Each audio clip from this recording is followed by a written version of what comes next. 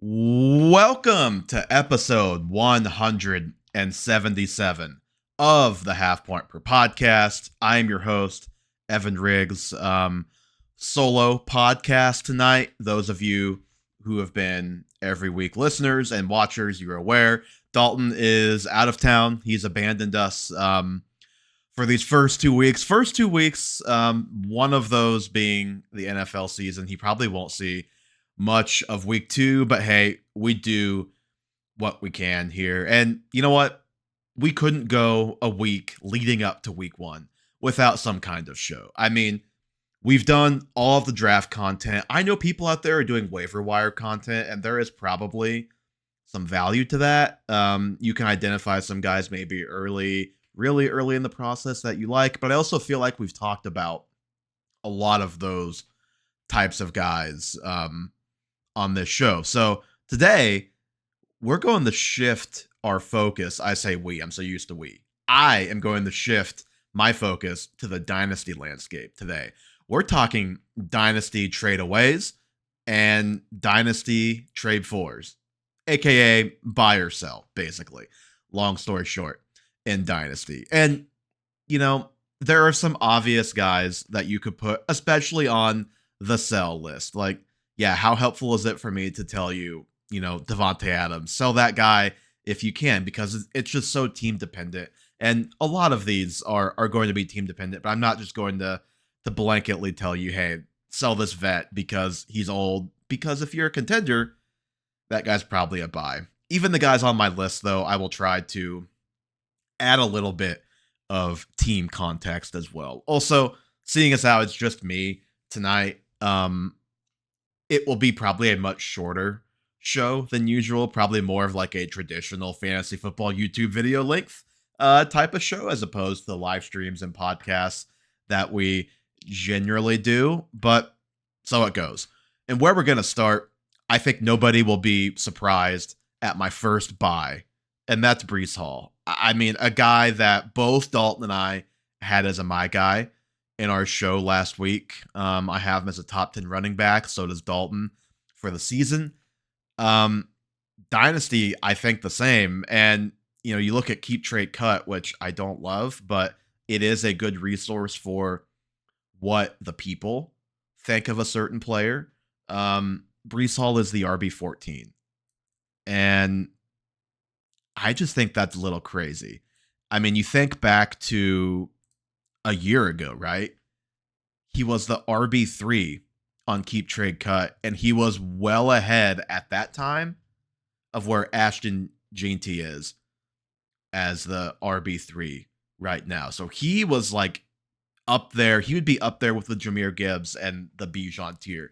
Like, Breece was right there. And yeah, I know last season was not the best. He did play last year pretty banged up. He's talked a little bit about the knee injury that he dealt with, so he is healthy. This, of course, is not the best timing, as the Jets just lost an offensive lineman, I believe Vera Tucker, maybe, for some time, but I do still think the Jets are going to be pretty run-focused. I mean, that just kind of comes with the territory of Justin Fields at quarterback. Dalton mentioned this last week. I mean, Breece is very young still. He's only 24. He is younger than guys who are going into their second year. He is the same age as some guys who are going into their rookie year, and not much older than some of the younger guys going in to their rookie years, or much older. I mean, he's just not going to lose his job to Braylon Allen, guys. He really isn't. Like, Braylon Allen may play some, but he never even played half the snaps last year when Breece Hall actually played in the game. Now, different year, different coaching staff. I get all that. Let's see what happens. But I do still think Breece is one of the best 10 running backs in football. I think we're getting him finally healthy coming into the season. Hopefully that continues. I think we're getting him in a more functional offense. And he's just one of the few guys, he's one of the best pass catchers at the position. He's a good between the tackles runner, can be a goal line guy. Like, not too many true 3-down workhorse potential guys exist out there, and he's one of them. Combine that with age and talent, And this guy to me is a buy pretty much regardless of team, but especially if you are not quite a contender yet, maybe a year off, and you're just looking to add basically the best players that you can for the next couple of years. I think Brees Hall is a great candidate for you. My next guy, older than Brees Hall, but only going into his rookie year, I specifically waited for Dalton not to be here so he can't rebuttal any of the Tyrone Tracy love. But it's Tyrone Tracy. Like, everybody wanted to bury this guy in the offseason because it was a sure thing the Giants were going to be drafting somebody to replace him. They did draft somebody in Cam Scatabo. I'm just not exactly sure that this is the Tyrone Tracy replacement. You know, Scadabo's fine. I think he'll play. He'll have a role. Maybe not early on. He's been dealing with a lot of injuries, so Tyrone Tracy does have a nice little runway here, which could be why somebody would be looking to sell Tyrone Tracy. They're afraid of Cam Scatabo. They see the runway. They see this as a good time to sell. To me, like, Tyrone Tracy's biggest issue is fumbling. That's also one of Cam Scatabo's issues. I also just kind of question how Cam Scatabo's tendency of just run through everybody's face is going to work in the NFL, and how long it's going to work in the NFL, how well he can avoid injuries. As an NFL running back trying to run through defensive linemen and linebackers the way that he did in college. I get it with Tyrone Tracy. You know, he's old. He's 25. His team drafted a running back that people like. And I'm not going to say this is a one-to-one comp to Chuba from last year, because honestly, Tyrone Tracy has probably proven to be a better player at this point than Chuba had at this point last year. But this is kind of the same scenario that set up for Chuba. And yeah, you know, Jonathan Brooks gets hurt. We don't know what happens if he doesn't. But I think the lesson with Chuba that I'm going to apply here is just, if you see a guy who is a good player and you can get him for cheap, regardless of maybe some future concerns, I'm in on that. And so that's why I'm in on Tyrone Tracy. I think he's a good player. I think we have to remember this is really only going to be his third full year of playing the position, playing running back full time. This guy's a converted college receiver, but just a good player, super fun player. Again, don't always love the 17 game pace thing, but his 17 game pace last year, he took over as the starting running back in week 5. So big sample, 260 touches, about 1,400 yards, and 7 touchdowns. I think the Giants will be a more functional offense this year. And I think no matter what happens with Scatabo, Tyrone Tracy has a role. If you can get an RB2 for less than in the trade market, I think this is a good buy. I think this is a good contender buy, especially because he is a guy who can step in and help you right away at a tough position to find that, you know, RB2 in Dynasty. Not easy. Next guy up, we haven't talked about him a ton this offseason other than really the ranks show, and that is Chris Olave. And I get all of the risks. I mean, the quarterback situation, the all-around situation, just the offense, what the play calling will look like, and of course, the real big one for him, the concussions. But he's wide receiver 34 right now on Keep Trade Cut, and to me, that's just too low given this guy's talent. His reception perception last year, it's funny because he had by far his worst year as a pro, and it was mostly because he just couldn't stay healthy. I mean, he multiple concussions, eventually one put him out for the entire year. I think he had at least one game with negative points because he got concussed on a play where he fumbled. It was a hospital ball, by the way, not his fault. But last year may have been his best year as a pro, just if you isolate him in reception perception. This guy was 87th, 81st, and 82nd percentile in man, zone, and press coverage separation last year. I just think you're looking at a top 12 type of talent at this position in the NFL. has always been a great separator and just has had an unreal bad run of luck with injuries. And the whole thing with he and Derek Carr was just strange. Just very, very strange.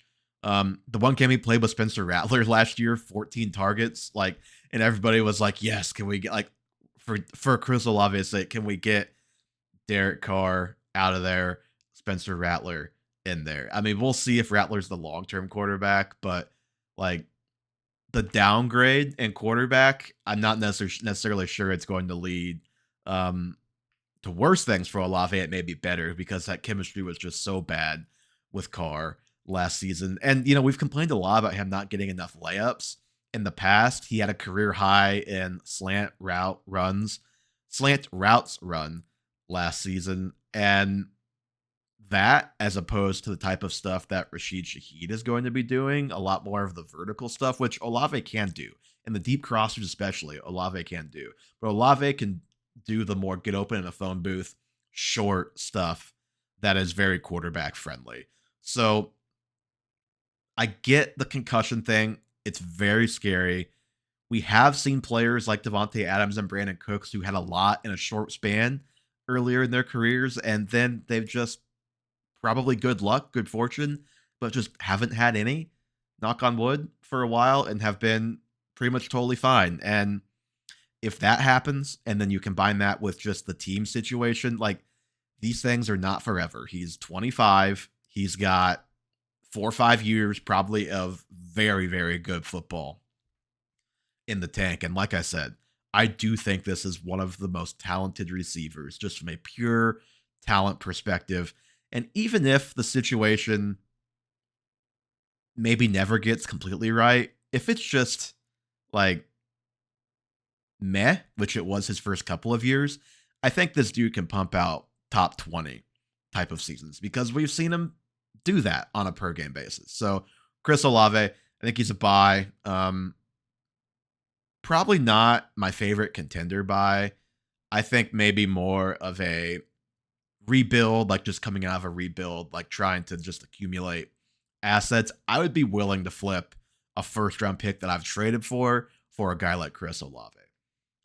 Last up on the Dynasty buys is Jordan Love. I think this is a guy who's getting overlooked in both redraft and Dynasty formats. He got hurt very early, may have been the season opener, maybe the second game last season, and the Packers really shifted to a run-heavy approach when that happened. They became a very, very, very run-heavy team, and I think people saw that last year, and they just pencil in the Packers like as a run-heavy team, like that's just what they're going to be. I just don't think that's true.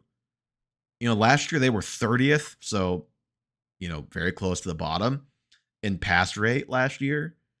The year before that, 2023, they were 19th. I'd expect them to be closer to that. I know they have Josh Jacobs, so they have a more trustworthy run game, but I would be very surprised if things go well from a health perspective if the Packers are closer to 30th than 19th in pass rate this year and going forward. And, we're talking Dynasty here. This may be Josh Jacobs last year in Green Bay. Very possible. He was 13th in points per game last year. Again, go back one more year, QB6 in points per game. He had almost no rushing output last year. The year before, about 300 yards and 4 touchdowns. Which one of those is more real? I lean probably the 304. Again, might not be 4 touchdowns, could be 250 but he had less than 100 rushing yards last year, so he's just going to add a little bit of value more as a runner, I think, this year. I just really like him as a player. He's got good weapons everywhere, receiver, tight end, running back. We like all of the players in those roles. He's QB 12 right now in keep trade cut, and the player, the weapons, the system, I'm in on Jordan Love in Dynasty. Give me Jordan Love all day over some of the guys around him. And I would love to trade up from a couple of spots down, which I will have one quarterback on the sell list in that area. I'd love to trade up and maybe include something and get a guy like Jordan Love, if you can. Thank you guys for those of you who have made it to this point in the video. If you're watching on YouTube, we truly appreciate you. If you listen to the podcast, we appreciate you as well. But the biggest thing you can do to help our show is to go like our videos on YouTube, subscribe to the channel, tune in to the live streams when they happen. And obviously subscribing, clicking the little bell, you'll get notified when we go live. But yeah, go watch the videos, whether it's the podcast or just the videos that we're putting out there on the YouTube, hoping to keep doing more stuff on there as you all keep going and watching those videos, which we appreciate the love we've gotten as of late on there. If that continues, though, we'll keep trying to do more and more. So my first dynasty sell, this is kind of low-hanging fruit, but it is what it is. And, that's JaCory Crosby-Merritt, Bill. Look, have never seen him play in the NFL, but the people who do this for a living say he's a fine prospect who, probably could have shot up the draft board a little bit if he would have actually been able to play at Arizona and didn't have the eligibility issues. But, at the end of the day, this guy is found money. He's a 7th round pick who is getting elevated right now to a top 30 running back in Dynasty. So I'm not telling you to sell for pennies on this guy, because I do like him. I think he's a solid player. He's going to contribute. I'm just not sure if he's going to be the guy with a bullet in this backfield ever. I mean, Austin Eckler still there. Chris Rodriguez still there. And I mean, we've seen it over and over again with these late round guys, Dameon Pierce, who pop in their rookie years. And, Bill has not even done that yet, but let's say he does. These guys are easily replaceable, whether it is next season or a year or two down the line. He's already pretty old. He's about Breece Hall's age. So for a rookie, pretty old. If you can get a 2nd round pick, you might be a little bit bummed out at points this year if he produces, but I think just big picture perspective, that's a win asset wise. And that's just a deal I am willing to make, especially if I stumble into him as a rebuilding team. And if you're a contender, you may be able to flip him for a pretty fun young wide receiver. And again, a proven guy who can help you this year, which with this guy is no guarantee. I just think there's a pretty low chance that this turns into an instance of you selling a star player before you ever see him. I don't think that's going to happen here. Next one, I don't know how we're still doing the Kyle Pitts dialogue in the year 2025. I think he came into the NFL draft, got drafted about when we started this podcast, maybe a year in. He's tight end 10 on Keep Trade Cut. On season long, he's tight end 16, and that's a lot more where I would think of him from a dynasty perspective too. I think the dynasty folks, the ones that can't quite quit Kyle Pitts, are really buying into the hope, or just hoping that Michael Penix will fix it and everything will be different with him at quarterback. But I mean, you look at last year, this guy's the tight end 14, the last 4 games, most of which were Penix. He was 1.9, 4.8, 1.2, and 12.4 points. And again, I don't think Kyle Pitts is a 0. I'm sure he'll be a top 20 tight end. That's as high as I'll go and say, I'm for sure that's going to happen if he's healthy. Could he be tight end 13? Of course he could be. But he's not as good as Drake London.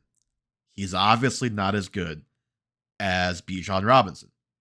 Is he a higher priority in this offense than Darnell Mooney, who I think is a great fit? Those deep outs with the quarterback, I'm not so sure. This might be the 4th option in an offense with a quarterback who we like, but we've only seen him play a couple games. Let's see what happens with Penix when defenses are scouting for him a little bit more. They've had film.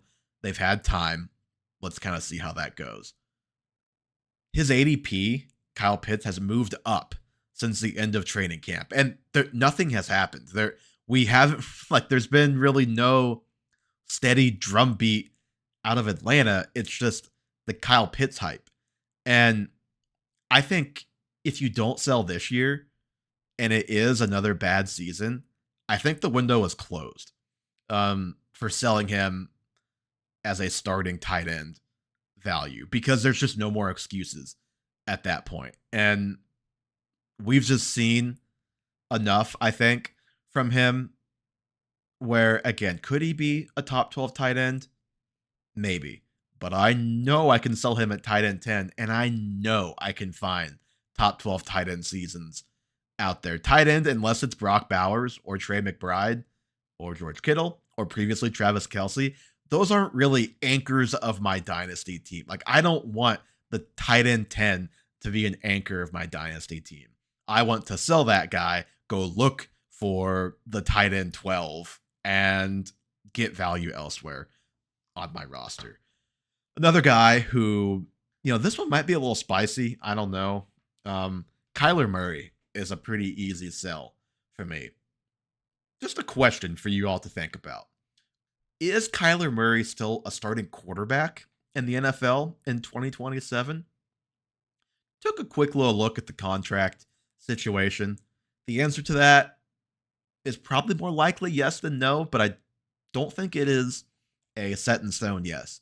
The Cardinals can save $36 million against the cap and only have about $7 million in dead cap with a post June 1st cut designation or trade for Kyler Murray before the 2027 season. And if he plays that year out, he does have a team option in 2028 for about that amount, $36 million, which who knows at that point. But at that point, he'll be 31. And this is a guy who, very undersized, very reliant on his athleticism, has never thrown for 4,000 yards, and that might be a little bit mean because he's thrown for a little over 3,900 one time, but never 4,000 yards, has never thrown for more than 26 touchdowns. His chemistry with Marvin Harrison Jr. was abysmal last year. Some of that was certainly Marv's fault, but this guy does not throw the ball over the middle of the field. And he missed Marv a lot. He missed Trey McBride a lot. He just isn't a very good quarterback. And so you think about it in this way. Like right now, I think he's the QB 15 on Keep Trade Cut, QB 16. You taking a guy who, he's 28. He is getting dangerously close to aging out when you think about quarterbacks who are very reliant on their legs. He is not a top 15 player at the position. He's just not. I'm sorry. He is an average to below average quarterback in the NFL right now. And that's with him rushing for 500 yards in seasons when he's healthy. I would rather hit the eject button and get a running back too on my team. Can I get a younger quarterback who's less proven? Can I package somebody and trade up for a Jordan Love type? I think this is a good time to get out of the Kyler Murray business because I think we are another year away from this getting a little bit awkward for the Cardinals and thus getting a little bit awkward for all of us in fantasy. Next up, and last on this list of buys and sells, again, I don't have a ton to say here with Tet McMillan. And again, I'm not saying to turn around and sell your top 5 rookie. I'm not saying to do that for pennies. I like Tet McMillan. I think he's going to be a good player. But right now, wide receiver 13, I just think that's too rich for me. For a guy who I don't think is probably ever going to be a wide receiver 1 in fantasy football. You look at his reception perception, Matt Harmon's takeaway from him as a prospect was very good, but not elite. And more of a tier 2 guy, not as good as Drake London. And you think about where Drake London has been in his career, last year, particularly where he took off, it was around this area. So, like, you might be able to find somebody out there who would just trade Drake London for Tet McMillan. I'm taking the Drake London side in a heartbeat. I can't remember if it was on Reddit somewhere. Saw somebody say they traded, maybe it was YouTube comment. They traded Amon-Ra St. Brown for Tet and a first. And like I'm taking the Amon-Ra St. Brown side of that all day because that's a proven elite player for a guy who, like, I think this is probably a top 20 Dynasty receiver, but that's a top 20 and, wide receiver 13. That's a pretty big difference in my mind. And also, this just goes back to one of my biggest beefs of the offseason, really, so far. And that is that we're taking Tet McMillan ahead of Travis Hunter in redraft. And in Dynasty, it's priced that way too. And I just like Travis Hunter is just such a better prospect. And Tet's a good prospect. Travis Hunter is a different kind of prospect. I know the concerns with defense, but he's listed as a backup cornerback starting receiver. Like, I don't know. We'll see. That one's a little tricky. I understand if you prefer Tet, I guess, but for me, I think this is the difference between those two. It's like Travis Hunter is the go win your league upside swing that I'm just taking because I want to win my league. I don't want to come in third place. Okay. On that note, guys, that is going to do it for this abbreviated solo pod, episode 176 of the Half Point Podcast. Give us a follow, Twitter, Instagram, and TikTok at Half Point Per Pod. Subscribe to the YouTube Half Point Per Podcast. Like I said, that is the biggest thing you can do at this point to support the show. We would really, really appreciate that. The link to all of those things in the show notes. As always, we're available anywhere you listen to the podcast. Leave us a 5-star review. Enjoy week 1. I mean, heck, we finally, after such a long off season, we finally made it to week 1, which is just unreal that we finally got to this point. It's going to be fun. Thank you guys again so much for listening, and we'll talk to you, just me, I will talk to you next week.